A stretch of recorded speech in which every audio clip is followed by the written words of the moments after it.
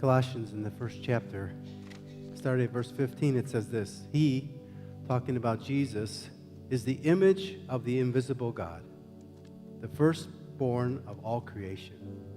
For by him all things were created, in heaven and on earth, visible and invisible, whether thrones or dominions or rulers or authorities. All things were created through him and for him. And he is before all things, and in him all things hold together. He is the head of the body, the church. He is the beginning, the firstborn from the dead, that in everything he might be preeminent. For in him all the fullness of God was pleased to dwell, and through him to reconcile to himself all things, whether on earth or in heaven, making peace by the blood of his cross.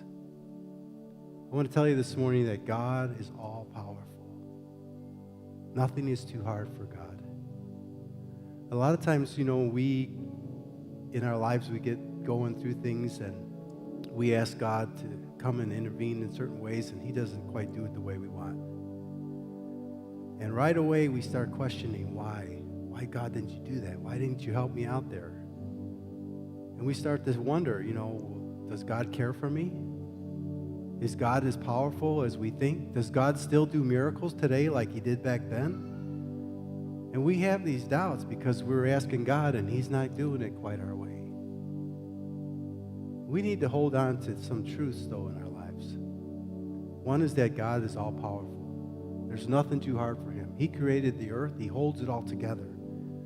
The earth just sits there in space. It's amazing. The second thing is that he cares about you. We need to hold on to these things. He cares for you so much you cannot imagine.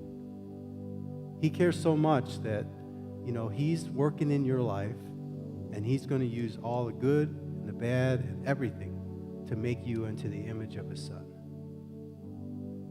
And a lot of times when we go through bad things, we don't want nothing to do with those.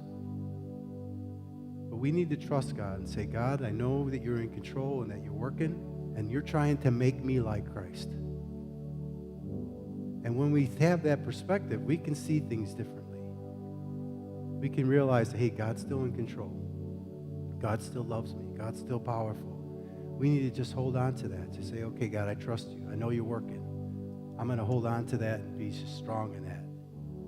The other thing we need to remember is that we need to resist Satan when he lies to us. Because he puts thoughts in our minds that say, oh, God doesn't love you. God's not that powerful. God didn't do those things back then. And he does that to us all the time. And sometimes we don't even realize that he's doing that. And we're just like, oh, I don't know, maybe he's right. Maybe that's right. But I want to tell you that's not right. God loves you. God's powerful, and he wants the best for you. And he's working. And if we could just hold on to that and just keep our eyes on God, keep our eyes on Christ and what he's doing in our life, and just look with anticipation almost to say, hey, God, I know you're doing something. I'm excited. It hurts so bad, but I trust you. And I want to live for you. God's still a miracle-working God today, just like he was back then. He still does the same things for us. He loves and cares for us.